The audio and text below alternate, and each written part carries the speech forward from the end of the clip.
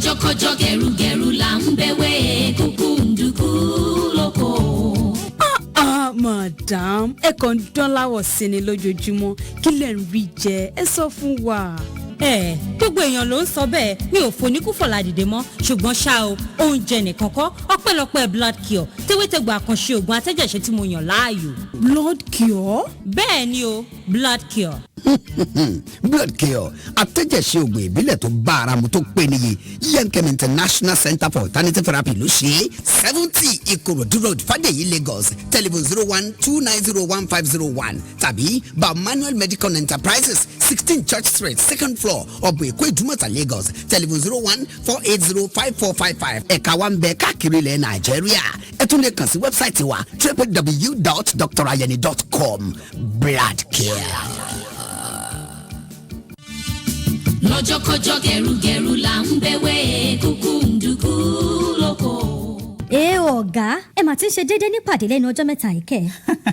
Akọ̀wé ṣé bí o mọ àìlera ara mi tẹ́lẹ̀ ọpẹ́lọpẹ́ MMT capsule kì í bá ti ajẹ́bí idán ogun ibà tí wọ́n fi wí àtẹ̀gbò ṣe yìí ló gbà mí kalẹ̀ lọ́wọ́ girimọ́ká ẹ̀yàkọ̀ ibà tó ń kọ́ mi ní papámọ́ra.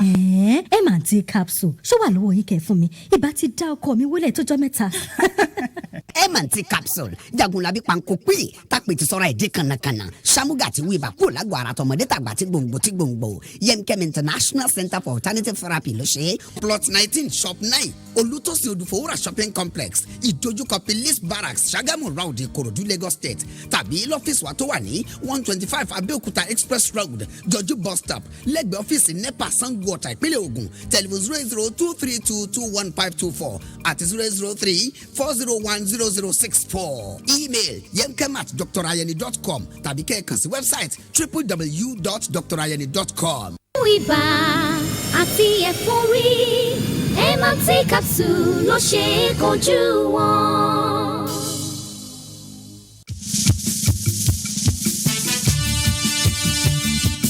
lọ́jọ́kọ́jọ́ gẹ̀rúgẹ̀rú là ń bẹ̀wẹ̀ kúkú ń dúkú lóko. ká tó fara ṣiṣẹ́ tàbí lẹ́yìn iṣẹ́ àṣekára tó bá wà ń rẹra tára ń roni tẹ́yìn ń dunni látàrí jẹ̀díjẹ̀dí kì í ṣe lójú Energy 2000 àkànṣe ògùn tá a fewé àtẹ̀gbò ṣe. ẹ wá jẹ́ ká lọ ságbo òbésèré ọmọ rápálá ká wo ohun tó ń ṣẹlẹ̀. ló mú mi ta kọ́ńkọ́ń Energy 2000. ẹ wo bí mo ṣe ń dẹ̀ mọ́. ẹ máa wo bí mo ṣe ń dẹ̀ mọ́. ló mú mi ta kọ́ńkọ́ń Energy 2000. ó kárí ọkọ mi wàá tún máa ṣe jù bẹ́ẹ̀ lọ má gbàgbé Energy 2000 o torí pé iṣẹ́ ló ń ṣe lágbo ara fún okun ní gbogbo ìgbà. Energy 2000 oògùn ìbílẹ̀ tó bá ara mu tó pé níye Int'l International Center for Alternative Therapy ló ṣe é olú iléeṣẹ́ wa wà ní Int'l Plaza 205 Ìdímọ̀ Ẹgbẹ́dá Road Faith bus stop Ẹgbẹ́dá Lagos telephone 017741518 4716170 4975257 8111942223 hotline 5550 tàbí 334 Ìkòròdú Road Ìdíròkò bus stop Anthony Maryland Lagos telephone 014975257 8042499 4718235 website wa ni www.drayeni.com. Energy 2000 amaraya gágágá.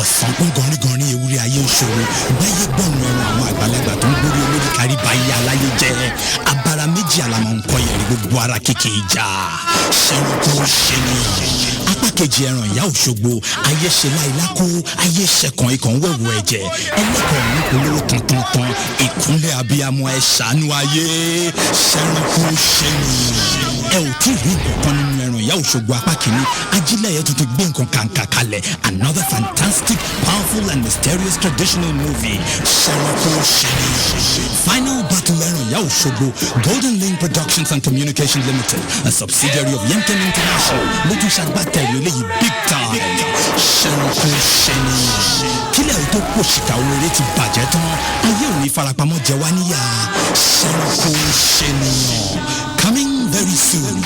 Watch out. Ẹni tó bá fojú dára àgbà.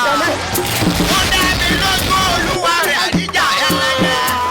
Ẹ má fojú dára o. Ṣẹ́ran kó ṣe ènìyàn làwa ènìyàn ayé yìí o.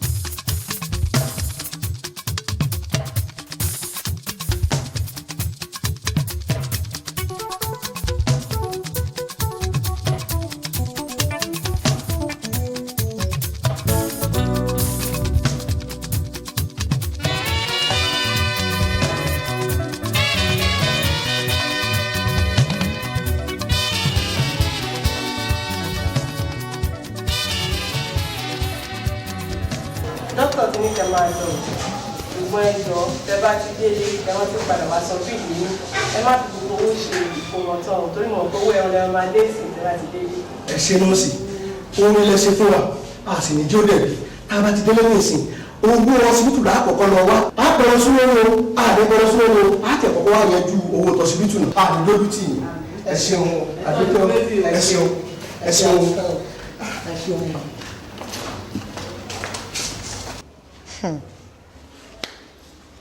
ó ga ọ ó ga gan ni o ó dẹ̀ ga gan ṣá irú àwọn eléyìí àwọn riffraff yìí àwọn náà ń bímọ ẹ wo èmi tí mo lówó tí mo fẹ́ fi tọ́jú ọmọ tí mo ní everything tọ́mọ lè lò tó fi máa wà okay in future mi ò bímọ àwọn talikanias àwọn ọmọdé talikas àwọn náà wá ń bímọ anyway ó jẹ́ àwọn ọmọ yẹn náà fọ́ o torí mi mọ̀ pé cute baby yẹn ó lè lọ yà sọ́dọ̀ àwọn tí ò lówó tí wọn ò ní ṣéǹjì lọ́wọ́ rárá tí n bá dẹ̀ lọ́dọ̀ doctor wọ́n sọ wípé yẹn 50-50 chance ni mo lè bímọ mo dẹ̀ lè má bí ọlọ́run ó ṣe paṣá gan o anyway tó bá fún mi lọ́mọ ṣé tiẹ̀ lọ́hùn ẹni tí òbí wọn náà ń gbáyé náà wájà ọ̀dẹ ní jókòó ẹ̀yìn títì owó ni kókó gbogbo èèyàn ló mọ̀ yẹn mo lówó lọ́wọ́ tí mo lè fi maintain ara mi.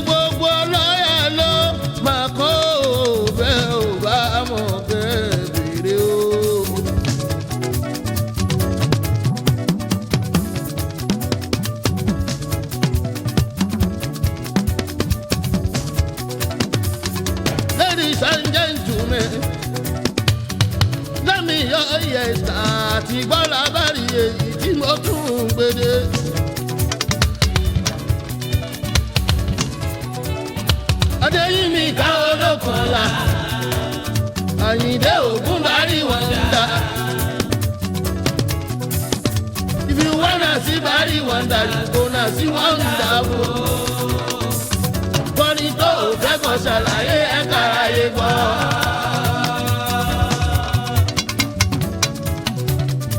Ẹ kọ́kọ́ bá mi tẹ́wọ̀ àdúrà yìí o. Gbogbo aláboyún lé tí wọ́n di wọ́ọ̀dù ṣe ìsínú. Bẹ́wẹ́ ṣe ń bọ̀ ó látọ̀rí igi pẹ̀lú àṣẹ aláwùrà bí. kò ní pa lára ẹ̀ gbogbo yín lẹ máa bímọ yẹ agbóhùn ìyá pẹ́ lọ́mọ ẹ̀ gbogbo yín lẹ máa bí wẹ́rẹ́.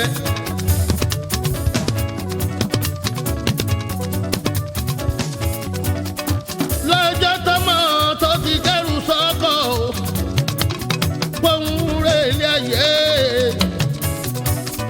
tó bá ti dénú ìyá rẹ̀ ló ti bẹ̀rẹ̀ ká níní bálaboyún bá yọ lókèrè tó bá rojú kókó ìbùnú wọn mọ àdàmọ wọn ní ta ló rán níṣẹ́ o nígbà tó ń jẹ́ ẹgbàdùn ẹ̀ talẹ̀ ń tó wí fún wọn lọ́lá kórí orí ìranù kí ló wà ń rojú kókó fún.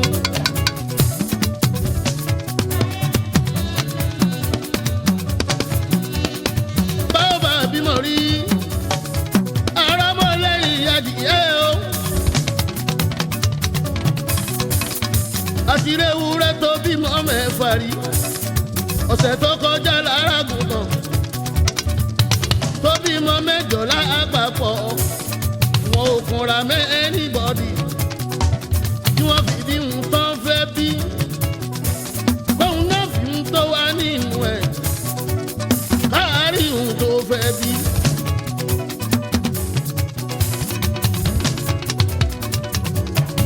bálábóyún bá dẹ̀ bímọ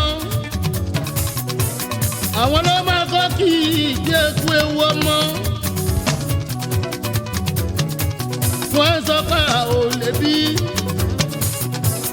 àgàgà tọmọ náà bá rẹwà ìyíbùnú wọn mọ àdàmà wọ́n máa gbé mú wọ́n níṣẹ́ bí báyìí ló yẹ kó yà sí òyà lé olówó wọ́n gbàgbé pọ́ lọ́hún tó dànù ẹ̀ ó ti ṣeun tẹ́nu ó jẹ débi kì í gbàgùn dalẹ̀. lódì fá fún mi Sikiru Ayinde o ọlọ́ládé bàrú sáàtì adéyínmi kábàárì wọn dá ọlọ́mbìwọ̀n nínú Mr. Fuji ẹni táráyé di rò pé kò lè pàgọ́ tó ṣe bẹ́ẹ̀ rí ọnu wọn lọ́hùn Àyìndé Àgbàjẹlọ́lá.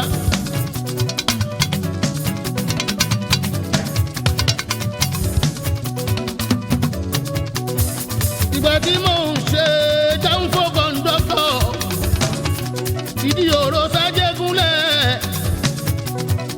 ẹnìkan ò rí mi.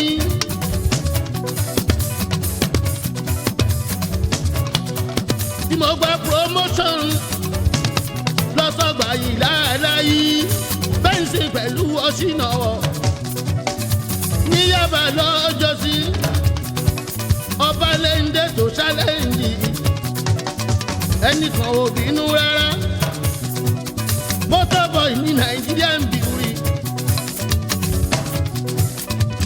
tí mò ń lọ jábìyà fáwọn kọ́sọ̀mà ẹnìkan ò bínú rárá.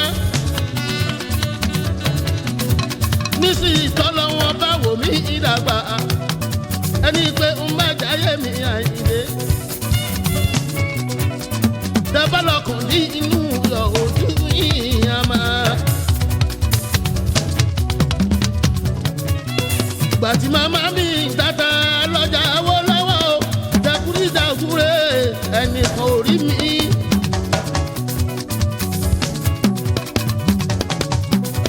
nígbà tí mò ń jẹun láláì lẹ́ràn o tí mò ń jẹun láláì lẹ́jà ẹnìkan kan ò rí mi. nísìnyí tọ́lọ́ wọn bá wò mí ìdàgbà tí mo lè jẹun lẹ́ẹ̀mẹ́ta àjẹkánú ẹni bá gbé kí n má jáyé mi Àyìndé jẹ́sọ̀rọ̀ yín dọ́bọ̀ kó níyẹ̀rì jẹ́sọ̀rọ̀ yín di ṣáàtì ọba ẹja o jẹ́sọ̀rọ̀ yín dà kúrakúdà tọ́lọ́yìnbó ń pè ní kọ́kọ́dà ìlágbára ọlọ́run o lágbára aláwùrà bí ó jẹ́ yín máa yé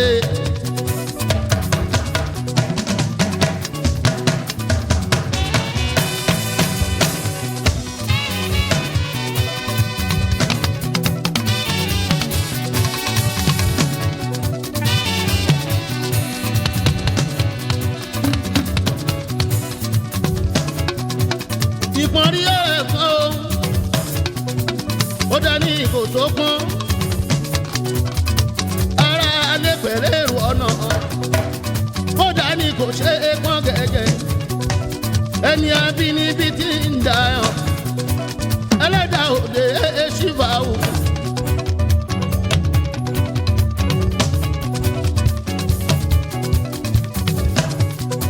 ọmú ọ̀yà òde ṣìfàwù ìkúnlẹ̀ abiyamọ ọlọ́ẹ̀jẹ̀ tó dá wà papọ̀ ibi yóò ń kó lè pọ̀ sí alájọ bí adájọ́.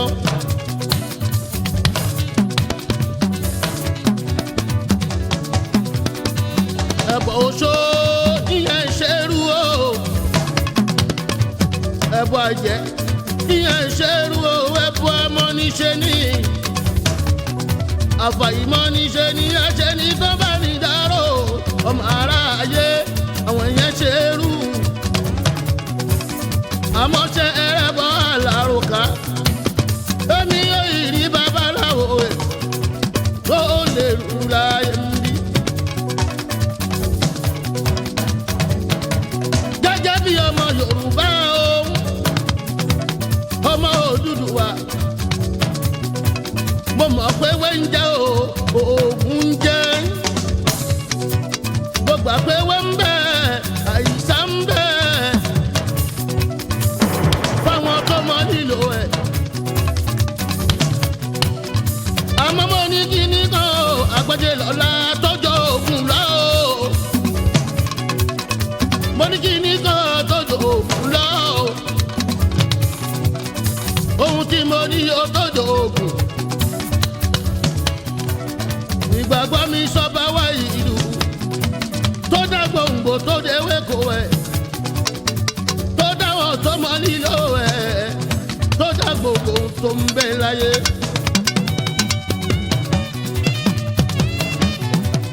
ìpọ́nrí ẹja kan ìjẹ fún òkété o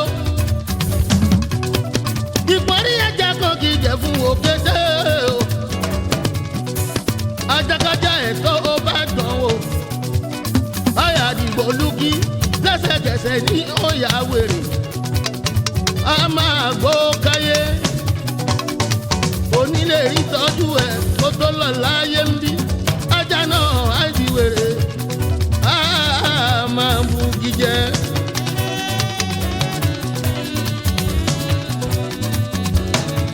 gbowó bá ṣe ìsáfẹ́rẹ́ lọ́wọ́ olówó ẹni tó ti ń ṣàánú fún tó ń fún ní náírà mẹ́fà lọ́jọ́ ìjọsí ìyẹn nǹkan lé tó bá dẹni tó ń fún ní náírà mẹ́ta tó lọ́wọ́ pọ̀ lọ́wọ́ ẹ̀ ayé a máa bínú wọ́n gbàgbé pohun ló ti ń ṣe tẹ́lẹ̀tẹ́lẹ̀ rí kò sórúkọ tán onígbè tọ̀hún wọ́n sọ páhùn lásán pàǹtà wọ́n lè lónìí tọ̀hún self center. kò sórúkọ tán onígbè tọ̀hún wọ́n máa ń buka káyéká.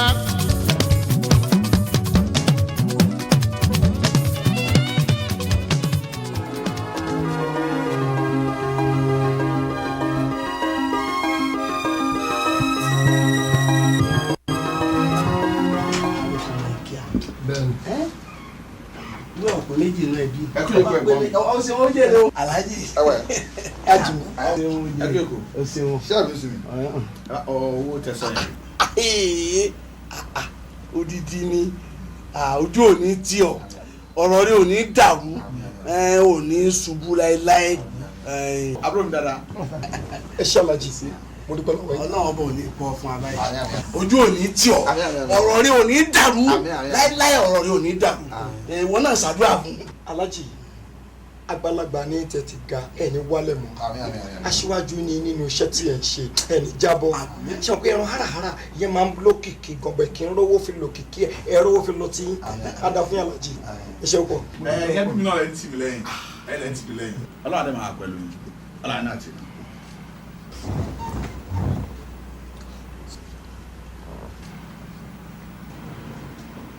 ọlọ́run ẹgbẹ́ máa gbọ́ mi. o ṣe ojúgbà mi. ẹ tẹ́ bá tún ní problem ẹ máa ẹ̀sìn lè láti wà bá mi wá.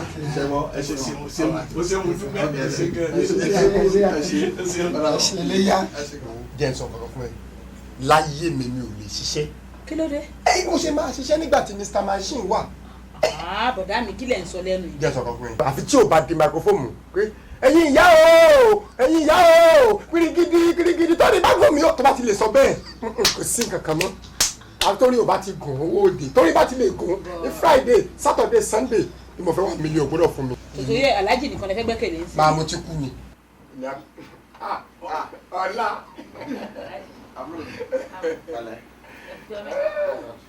ṣé dáadáa lẹ́wọ̀n. adúpẹ́ nígbà tí wọ́n lẹ́ dé ni mo ti múra owó yẹn dání owó tí wọ́n béèrè lọ́wọ́ mi.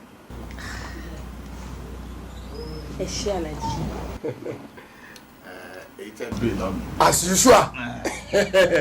O ṣe that's all right. Mẹ́wìí èmi ọtí yá. ẹ ṣé alájì ẹ pẹ́ fún wa. Wo Ọlọ́run ní kọ́ wọn ẹ ayé ò ní kọ́ wọn ẹ. Sórí oògùn owó táwọn fámìlì fi ẹ ṣe tá a gbé gbọ́ òṣèlú ẹ lórí báyìí tó ń pọ̀ owó fún wa wọ́n di wàgò fóònù tó máa jáde báyìí ọ̀sẹ̀ náà ò ní gbẹ. Mi ò ní ṣiṣẹ́ kí n tó kú mo mọ̀ káfí tó bá di wàgò fóònù pé ẹ̀yin ìyá o owó gbọ́dọ̀ jáde. ẹ ṣé mo dúpẹ́ Ọlọ́run àti bàbá ṣe máa rí. ẹ bá mi gbọ́ mi o ẹ bá mi gbọ́ mi. ẹ má jà sówó yìí tí o bá tó ẹ wá gbà sí. ọ̀rọ̀ mi yàn ọ̀pá àṣẹ gàgàrà olórí gògòrò ó kọlẹ̀ ó kọrùn ẹ̀rù bàbá ọ̀jẹ̀jẹ̀ yorùbá ẹ̀rọ tí orí rù ọ̀rọ̀ mi yàn alágbára.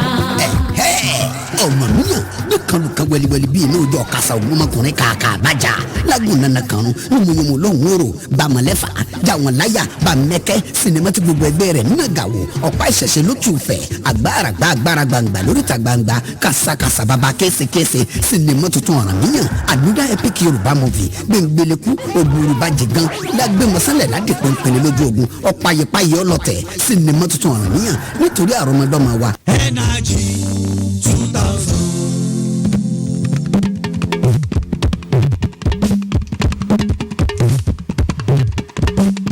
Kí ló mú mi ta pọ́npọ́n Energy 2000. Kí ló mú mi ta pọ́npọ́n Energy 2000. Kí ló fún mi lágbára yìí Energy 2000. Kí ló fún mi ní pàwá Energy 2000. Ló fún mi dẹ̀mọ̀ yé Energy 2000. Ló fún mi dẹ̀mọ̀ nígbàkúgbà o Energy 2000. Kí ló fún mi ta pọ́npọ́n Energy 2000. Ló fún mi dẹ̀mọ̀ nígbàkúgbà o Energy 2000. Kí ni mo fi ṣó Energy 2000.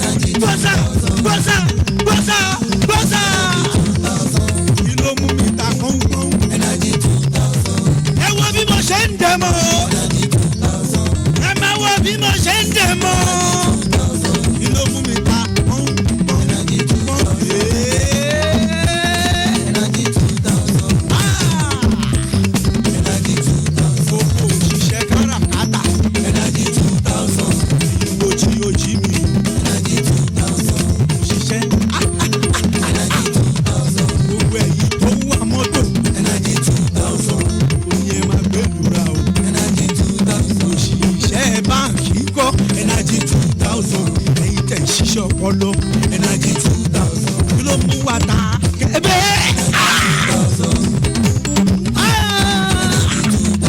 Sinisi Energy 2000 Sinisi Energy 2000 can you see open your eyes and see. Hey, hey. Energy 2000 Energy 2000.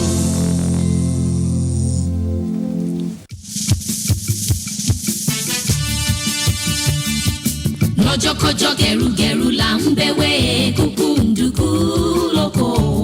ká tó fara ṣiṣẹ́ tàbí lẹ́yìn iṣẹ́ àṣekára tó bá wà ń rẹra tára ń roni tẹ́yìn ń dunni látàrí jẹ̀díjẹ̀dí kì í ṣe lójú Energy 2000 àkànṣe oògùn tá a fewé àtẹ̀gbò ṣe.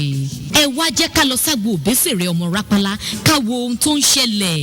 ló mú mi ta kọ́ńkọ́ń Energy 2000. ẹ wo bí mo ṣe ń dẹ̀ mọ́ ẹ máa wo bí mo ṣe ń dẹ̀ mọ́ kí ló mú mi ta kọ́ńkọ́ń Energy 2000. ó kárí ọkọ mi wàá tún máa ṣe jù bẹ́ẹ̀ lọ má gbàgbé energy 2000 o torí pé iṣẹ́ ló ń ṣe lágbo ara fún okun ní gbogbo ìgbà. energy 2000 oògùn ìbílẹ̀ tó bá ara mu tó pé níye Yemkem International Center for Alternative Therapy ló ṣe é the Go Shopping Complex Ìbàrà roundabout Abẹ́òkúta telephone 08033199661 àti 08034029114 bó sì jọ ọ́fíìsì wa tó wà ní 127 Fọlágbadé street ìdojúkọ Cathedral Church Ìjẹ̀bú-Òde telephone 08034049853 wẹ́bsáìtì wa ní www.drayeni.com energy 2000 amárayá gágágá.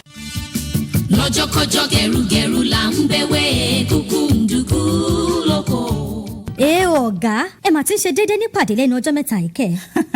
akọ̀wé ṣé bí o mọ àìlera ara mi tẹ́lẹ̀ ọpẹ́lọpẹ́ MMT capsule kì í bá ti ajẹ́bí idán oògùn ibà tí wọ́n fi wí àtẹ̀gbò ṣe yìí ló gbà mí kalẹ̀ lọ́wọ́ girimọ́ká ẹ̀yàkọ̀ ibà tó ń kọ́ mi ní papámọ́ra.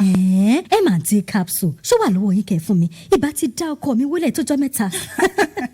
MMT capsule jagunlabi panko pé tápètì sọ́ra ẹ̀dín kànnàkànnà ṣàmúgà tí wíwá kúrò lágọ̀ọ́ ara tọmọdé tàgbà tí gbòǹgbò Yemkem International Center for Alternative Therapy ló ṣe é ti Katore House lẹ́gbẹ̀ẹ́ Aare Ago supermarket ìdojúkọ mobile petrol station Ògbómọ̀ṣọ́ telephone 08034904000 tàbí number 14 Ògbómọ̀ṣọ́ road by Ìṣọ̀lá Motors Owódé Ọ̀yọ́ telephone 08033711580 àti 08034040698. Email yemkem@drayeni.com tàbí kẹ́ẹ̀kan sí website www.drayeni.com. ibà àti ẹ̀fọ́rí MMT capsule ló ṣe é kojú wọn.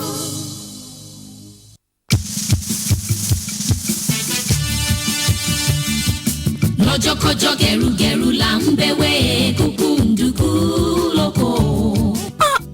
Madam ẹ kàn ń dán láwọ̀ sí ni lójoojúmọ́ kí lẹ̀ ń rí jẹ ẹ sọ fún wa. gbogbo èèyàn ló ń sọ bẹ́ẹ̀ mi ò foníkúfọ̀lá dìde mọ́ ṣùgbọ́n ṣá o oúnjẹ nìkan kọ́ ọpẹ́lọpẹ́ blood cure tewétegbà àkànṣe ògùn atẹ́jẹ̀ṣe tí mo yàn láàyò. blood cure. bẹ́ẹ̀ ni o blood cure. blood cure atẹ́jẹ̀ṣe ògùn ìbílẹ̀ tó bá ara mu tó pé níye Yemkem International Center for Alternative Therapy ló ṣe é number 20 Ọ̀yọ́ road second floor Treasure Building ìdojúkọ Sango Police Station Ìbàdàn telephone 0281053323 08037270753 ẹ̀ka wa ń bẹ káàkiri ilẹ̀ Nàìjíríà ẹ tún lè kàn sí wẹ́bsáìtì wa www.drayeni.com blood care.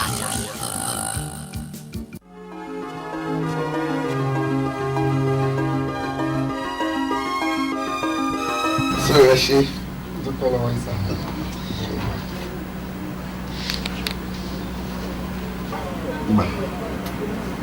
Àjọkẹ́ gbà ẹ bá mi manage ẹ̀ṣẹ̀ gbọ́ ẹ bá mi manage ẹ̀. Alhaji èwo ni ti 1,000 naira tẹ kú lé mi lọ́wọ́ ẹ bẹ́ẹ̀ ẹ kì í fún mi lówó báyìí tẹ́lẹ̀tẹ́lẹ̀ kẹ́ èwo ni rẹ pé owó. Adisade ó ṣe wọn pé bí mo ṣe rí sí ẹ bá mi gbà bẹ́ẹ̀ ṣe gbọ́. báwo ni nǹkan ṣe tó ní báyìí gbà bẹ́ẹ̀. alájí mo ní báwo ni nǹkan ṣe rí báwo lẹ ṣe ya àgbàyà báyìí ná ṣé àrò pé bí ń pa wá ni àbẹ̀rẹ̀ pé àròwó jẹun lẹ́sìn wá há 1,000 naira òṣìlẹ̀ wá há lé wa lọ́wọ́ kí lè ròyìn gan-an owó yìí mo ti dà sílẹ̀ ẹ̀kẹ́ kó nǹkan yín kí ló ń ṣe é gan-an alájí kí ni problem ẹ ṣàlàyé fún mi kí n gbọ́ mo ti yọ ẹ́ kúrò ní orúkọ látẹ̀ni lọ báwo ló ṣe ya ìka aládàá nìkan jọ pọ́n báyìí ná ó sì jẹ́ pé ìmọ̀tara ẹni nìkan ó ti pọ̀ jù nù wá ẹ́ kí ló dé gan-an ìwọ náà rẹ̀ jẹ́ kí gbogbo wa ní lárí ìwọ nìkan náà ní gbogbo wa ń sìn ìwọ nìkan gbogbo wa ń sìn a ní wọlé lórí ìwọ ni wàá ṣe pẹ̀ fún wa ó bá débi òkú 1,000 naira fún mi 1,000 naira ṣé ó tó wọ́n gbogbo ọ̀tá tí wọ́n ti bí ni wọ́n ní ṣé ó tó wọ́n gbogbo ọ̀tá tí wọ́n ti bí ni má bá mi sọ̀sọ́ kú sọ bọ́sẹ̀ tó tó ó ń ṣe bọ̀dá mọ́ ìwọ ni. àǹtí ó ti tó sister Alhaji ṣe mọ̀ pé bí obìnrin ṣe máa handle case ó máa yàtọ̀ sí bí ọkùnrin ṣe máa handle ẹ̀ owó tẹ kó lẹ́yìn surprise mi lẹ́nu ẹ rí dínkù wa ni ẹ understand mi ẹ rí dínkù wa ni ṣé kọ́ ẹ ò rí ṣe tó bẹ́ẹ̀ mọ́ yẹn bí báwo abẹ́rò pé bí ń pa àwa ni tabadẹ̀ dégboro a máa sọ pé àwa family great position ẹ wá ń kó lábẹ́bẹ́ mẹ́rin lẹ́fẹ̀mí àti 60 kí ni ká fi ṣe ẹ rò pé àríṣe ni tẹ́yìn ò bá rí ṣe mọ́ ẹ̀ dá lọ pẹ̀lú wa ni pé ẹ̀ rí ṣe mọ́ o àwa dẹ̀ mọ̀ pé condition ti dé ẹ̀ ò rí ṣe mọ́ ṣé eléyìí àwa fúnká fún wọn mọ́tò ni àbí ká fi gbọ́ bùkátà àbí kí ni gbogbo òsì kí ló wá bò gan kí ni nǹkan tó ṣẹlẹ̀ sí. ọkùnrin ni wọ́n ó dẹ̀ yẹ kó understand nǹkan tó wà lẹ́yìn. ó ṣàmọ̀ pé bí nǹkan ṣe rí ni wọ́n ṣe fún ilé lẹ́yìn. kọ́fì wà ní. kọ́fì ò sí ìkànnì. tí kọ́fì bá wà ṣe lè wá ní kólébélé tàbí kílódé gan gbélé ẹ̀ ìgbà ẹni òní lọ bí eré tíbi tí ò lè rí ṣe ìgbà tí ò sí kọ́fì kí ni gbogbo eléyìí strike tó dẹ̀ wà kò kàn yàwó lẹ́kọ̀ọ́ lókun kí ni gbogbo èyí.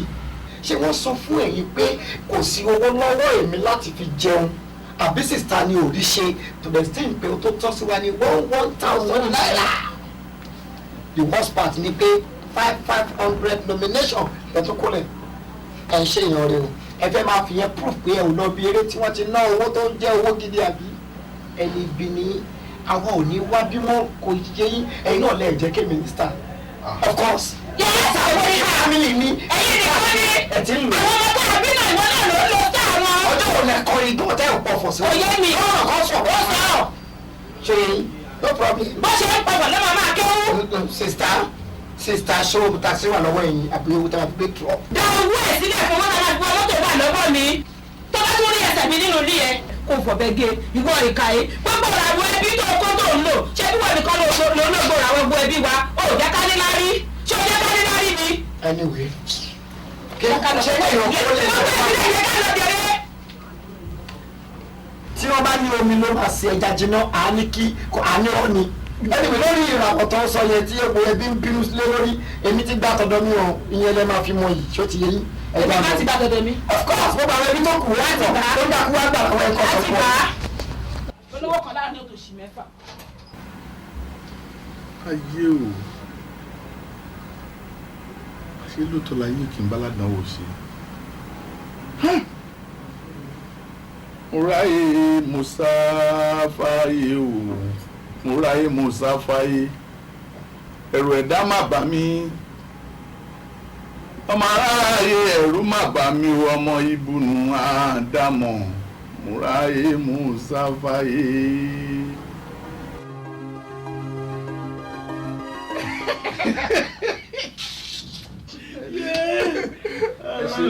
So gbogbo àlàyé mi náà nìyẹn.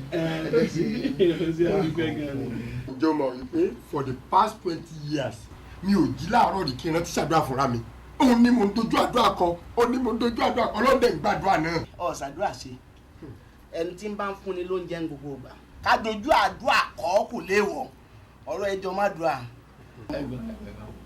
wọ́n ní kàn gbà. tí ẹni ìwọ ní ṣe. èmi.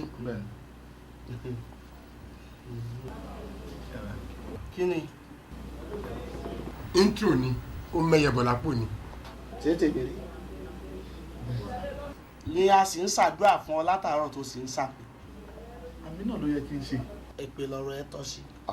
yes ọ̀la wọ́n dẹ̀ kọ ẹ ní ahun yìí ó dẹ̀ ṣe ahun náà délẹ̀ ọ̀la. mo sọ bẹ́ẹ̀ mọ́ ta ló kọ láhùn ọmọ ń pọn lé o ó ń gángan fún ẹ láhùn ahùn ni ọ́. èmi ahùn. exactly wo let me tell you mo hate ẹ o wàláì mo hate ẹ mo yẹ wà ní òǹgbà rẹ́kọ̀dù ẹ. ṣé lérè ni ni. ó sàwọn àwọn kan. ṣé lórí ni. ọwọ́ ẹ ò dùn ó ní fáì. bẹ́ẹ̀ ni a kàn fi ọyọ ìsọmọdàbí. ìwà àwọn òṣì ọwọ́ ẹ ò dùn káàbọ̀ ó dára bá ṣe sọ́jà kó bá ṣe sọ́jà òbí ẹ. iṣẹ́ ìsọjà kí ni ṣebí wọ́n lọ sọ pé o rìtáyà kì í ṣe pé olówó ló fi lọ rìtáyà ni. ìwọ fìyà jẹ fámìlì o fìyà jẹ fámìlì ṣé kọ́ yẹ kẹ́mi ẹ̀ máa wọ̀ rẹ̀. nígbà ayé tiẹ̀ dáa tán tọ́kẹ́ ẹ balẹ̀ wọ́n á bẹ̀rẹ̀ sí fìyà jẹ bí. wọlé sí o èmi wọlé inú ẹ dẹ̀ ń dùn àbí. kí ló wá mọ̀ sọ báyìí. tí n bá tún gbowó lọ́wọ́ ẹ kí mọ́tò pa mí wọ. má wo àìsẹ̀ bí ẹ ìwọ náà sì ṣẹ́ bí. má bèrè mi o má wà mí o. ta ni ó wà. ó jẹ́ ẹ̀wẹ̀ tó ń wẹ̀ òdùn mi ò gbọ́ rẹ́kọ̀dù rẹ̀. àsùndáwọ́dáwọ́ tọ̀gẹ̀rẹ̀ àsùndáwọ́dáwọ́ tọ̀ dúdú gbàdọ̀ gẹ̀rú fọ̀ gẹ̀rẹ̀ ní yọ̀ọ́sẹ̀ mo múra nílà pàrókè ìjọ náà fojú kẹtù ìjọ náà nígbà.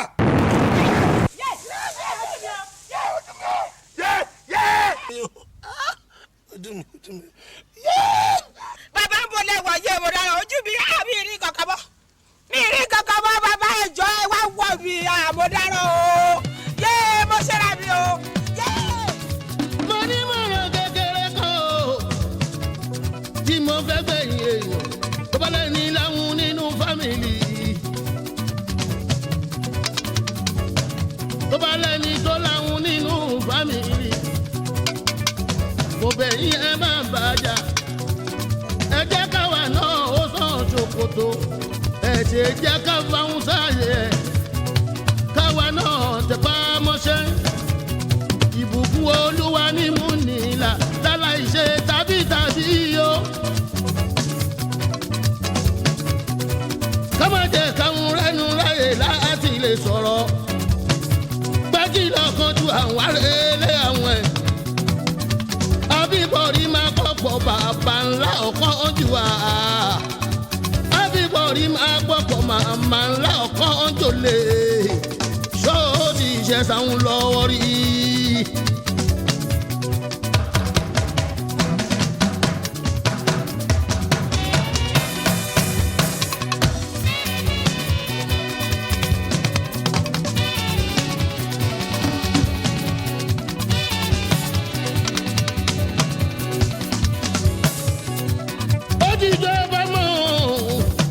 Ohun tó ibi ṣàgbára ọ̀nà tí oró tè sàn tó bá wọnú àgbàlùmọ̀ ọ̀nà tó mi bá wọnú àgbọ̀n ẹ̀ tí oró bá wọnú ọ̀sán ibi omi òkun pẹ̀lú ọ̀sà alàgbàlúgbú wọn bàtà ò bá mọ́ orísun ẹ̀ àti ibi tó kún méjì ṣàn wá. Ẹ ò lè rí mi gbé ṣe bari ẹlúlù tó bá fẹ́ gbàdó orí ara ẹ̀ ni ó fàwọ́ sí o ẹrù tí bómúbómú bá ti di orí ara ẹ̀ ni ó gbé ká ẹni bẹ́ẹ̀ má jáde mi ẹ̀ sì ké ohun tẹ́ ń wá ìdí ìṣó ewúra tó bá fẹ́ sọ̀rí ìdí àkọ́jọ ẹ̀ ojú yín á mọ́ tó bá kàn sí inú yọ ẹ̀sà gbẹ́jẹ̀ mọ́wọ́.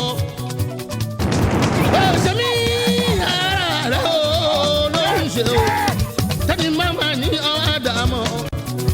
Tẹ́ bá rò pé ń ṣe Sikiru. Tẹ́ ò bá rẹ̀ ní bá yín sọ̀rọ̀. Tẹ́ ò mọ̀ para yín lẹ́yìn ṣe o. Tẹ́ bá rí bí inú ọlọ́run o ẹ̀sà gbẹ́jẹ̀ mọ́wọ́. Mo bá wọn níwájú. Mo kí wọ́n o mo kó wọn lọ́nà mo ṣàlọ́ ọlọ́ táwọn lọ́rùn bí o bá ṣàfojúdi látọjọ́ tó ti pẹ́lẹ́ ṣáàtì mọ̀ mí pé mi ò jẹ́ tara yín ṣe lọ́hùn o kọ̀ọ̀ràn bẹ́ẹ̀ ń wo tara yín sí lọ́hùn ọba àmọ́ láì ṣe ẹ láì ro tẹ̀yìn ṣùṣẹ́ ọlọ́hùn ọba o tẹ̀kàn bínú lásán ẹni náà kàkàn sọm ọlá kejì mẹ́sàn-án tó kù àjẹtolúwa ẹ̀ lágbára ọlọ́run ò tọmọ. ó ṣe mí ara rẹ̀ ó lóun ṣe o kẹ́ni máma ní ọwọ́ èèyàn tó bá rò pé ń ṣe Sikiru tó bàrà ní bára yín sọ̀rọ̀ tó mọ̀ bára yín lẹ́yìn ṣe o. Ọ̀ní tábàrí bí inú ọlọ́run ò ẹ̀ sábẹ́ ìjẹ́ mọ́ wọ́. Ẹ má ká mi mọ̀ ẹ̀wọ̀n ẹlẹ́fẹ́ láti kékeré mo ti mọ̀ wẹ́lẹ́gbẹ́ ni mí mọ̀ dàgbà tó mọ̀ sùúrù pèsè fáwọn lẹ́gbẹ́lẹ́gbẹ́. Wọ́n gbèsè náà lọ́ọ̀ mi wọ́n ń jẹ wọ́n ń yá o.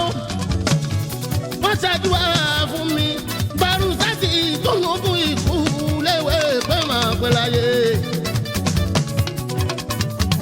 Ìran àkàlàmàgbò kò ní ṣàlá ilẹ̀gbẹ̀rún ọdún láyé. Mo gbọ́ láyé jù máa dàrí òde jù wọ́lá. Ọ̀rọ̀ mi díje lẹ́kùn sọ́kò Mr. Fuji. Ọkì ìkàjẹ́ lẹ́kùn sọ́kò.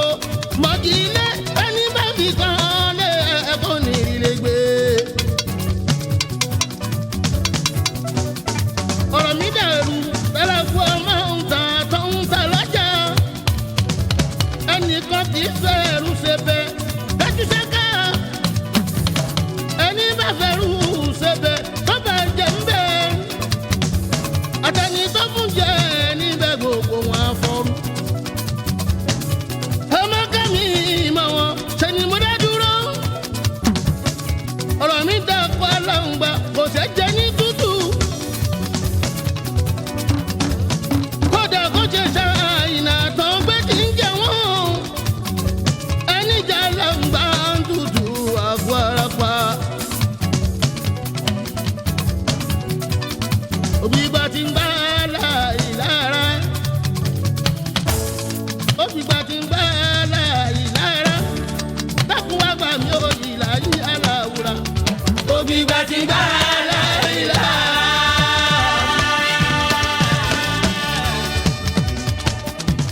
ojúbẹ ní dákú wọlá dìde lẹ má jẹ kọta ọyà mi ò yìí láyé aláwùrà. wọn fẹ́ rú ẹ̀ mọ́ ọlọ́run gbé mi dìde. wọn fẹ́ rú ẹ̀ mọ́ olúwa gbé mi dìde.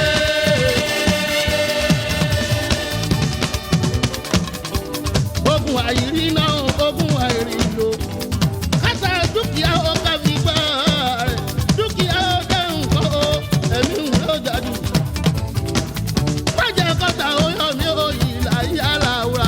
mo fẹ́ rú ẹ̀ mọ́ olúwa gbé mi dìde. mo fẹ́ rú ẹ̀ mọ́ olúwa gbé mi dìde.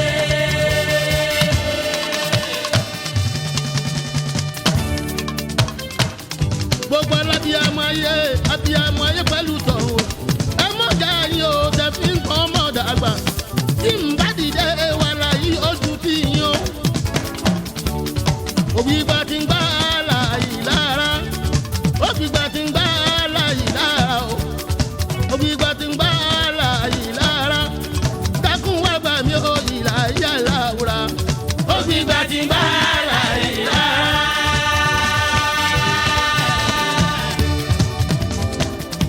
mi ò lọ́kùn ọmọ mo ní Kùránì gbogbo ẹ̀yìn àdìwú lámọ̀ ọ́ wàrà sátúlì àmbìyá yìí aláàfà kẹgbẹ́ Kùránì kí gbogbo wájọ wá tẹ́wọ́ àdúrà ẹkún tákàdá kẹgbẹ́ wà láà kí gbogbo wájọ wá ṣàdúrà. wọn lọ́kùn ọmọ mo ní Kùránì tí mi ò bá dìde wà láyé ojú dìyàn o. ògbìgbà tí ń gbá láàyè lára dákun wá gbà mí ó ìlà yàrá wúrà. ògbìgbà tí ń gbá láàyè lára. àwùjọ ti láyé nínú ṣáìtọ́ọ̀nì rọ́jí mi bísímìláyì rahamani rọ́yìnì arahamanu alámọ̀lìkùrìánà alákàlìsánà alámọ̀wúlì bayana ṣàmùsù wádìkàmá bí ìhùsìbáni wànájúmù wàsájàrú yàdùdàní wàsámọ́ ràfà wàwàlá àlìmí ìsànà. òbí gbàtìgbà láàyè lára òbí gbàtìgbà láàyè lára dákun wá gbà mí ó ìlà yàrá wúrà. òbí gbàtìgbà láàyè lára. òbí gbàtìgbà láàyè lára. wọ́n lé nìkan owó ọmọ òrukàn. òbí gbàtìgbà láàyè lára. òbí gbàtìgbà láàyè lára. òbí gbàtìgbà láàyè lára. má dojú sí mi láyé wá ìlú. òbí gbàtìgbà láàyè lára. má dojú sí mi láyé wá ìlú. òbí gbàtìgbà láàyè lára.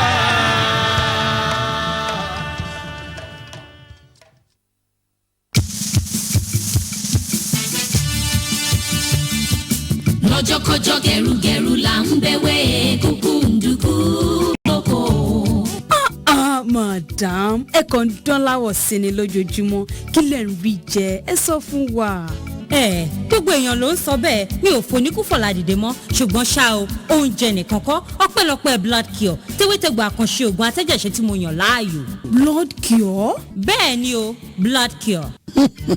blood cure atẹ́jẹ̀ṣe ògùn ìbílẹ̀ tó bá ara mu tó pé níye Yemkem International Center for Alternative Therapy ló ṣe é 33 Oyemeko Road ìdojúkọ National Bank Àkúrẹ́ ìpínlẹ̀ Ondo telephone 034240127 àti 08033804698 tó fi mọ́ nípínlẹ̀ Èkìtì Arena Shopping Plaza shop B7 opposite Similoluwa Hall Adébáyọ̀ Road Àdó Èkìtì telephone 08033943617 number 68 Ọba Adésìdá Road Arówólò Trade Complex Àkúrẹ́ telephone 034240127 0803-3711580 0803-3804698 tàbí number 104 Ondo Road Ọ̀rẹ́ telephone 08056036428 ẹ̀ka wa ń bẹ káàkiri ilẹ̀ Nàìjíríà ẹ tún lè kàn sí wẹ́bsáìtì wa www.drayeni.com blood care. lọ́jọ́kọ́jọ́ gẹ̀rùgẹ̀rù là ń bẹ̀wẹ̀ kúkú ndùkú lóko. ọ̀gá ẹ mà ti ń ṣe déédéé nípàdé lẹ́nu ọjọ́ mẹ́ta yìí kẹ́. akọ̀wé ṣé bí o mọ ìlera ara mi tẹ́lẹ̀ ọpẹ́lọpẹ́ MMT capsule kì í bá ti ajẹ́bí ìdóògùn ibà tí wọ́n fi wí àtẹ̀gbọ̀ṣe yìí ló gbà mí kalẹ̀ lọ́wọ́ girimọ́ká ayakọ̀ ibà tó ń kọ́ mi ní papámọ́ra. MMT capsule ṣó wà lówó oníkẹ́ fún mi ibà ti dá ọkọ mi wọlé tọ́jọ́ mẹ́ta. MMT capsule jagunlabi panko pé tápẹ̀tì sọ́ra ẹ̀dín kànnàkànnà samuga ti wíwá kó lágọ̀ọ́ ara tọmọdé tàgbà tí gbòǹgbò Yemkem International Center for Alternative Therapy ló ṣe é Ibrahim Taiwo Road lẹ́gbẹ̀ẹ́ St Joseph Church Taiwo Ìsàlẹ̀ Ìlọrin nípínlẹ̀ Kwara telephone 031229082 àti 08037257827 email yemkem@drayeni.com tàbí kẹ́ẹ̀kan sí website www.drayeni.com. ibà àti ẹ̀fọ́rí MMT capsule ló ṣe é kojú wọn.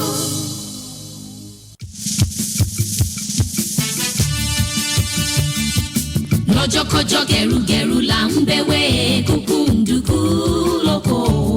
ká tó fara ṣiṣẹ́ tàbí lẹ́yìn iṣẹ́ àṣekára tó bá wà ń rẹra tára ń roni tẹ́yìn ń dunni látàrí jẹ̀díjẹ̀dí kì í ṣe lójú Energy 2000 àkànṣe oògùn tá a fewé àtẹ̀gbò ṣe.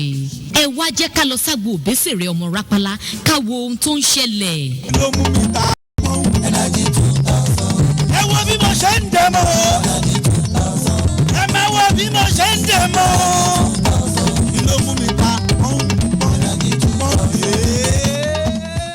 ó kárí ọkọ mi wàá tún máa ṣe jù bẹ́ẹ̀ lọ má gbàgbé Energy 2000 o torí pé iṣẹ́ ló ń ṣe lágbo ara fún okun ní gbogbo ìgbà. Energy 2000 oògùn ìbílẹ̀ tó bá ara mu tó pé níye Yemkem International Center for Alternative Therapy ló ṣe é tó wà lẹ́gbẹ̀ẹ́ Òṣogbo Community Bank ìdojúkọ Orísun Barre Shopping Complex Òṣogbo telephone 035243091 08033804697 tó fi mọ́ John Adéyẹmí Astro Memorial Shopping Complex shop number 11 Adeti Street roundabout Ilésà telephone 08033610919 àti 08037146208. DAF Banyo Nigeria Limited, Old Coca-Cola Depot, Bongo Road, Oshobo. Telephone 035-241-641. Website wani www.drayeni.com. Energy 2000. Amara ya ga.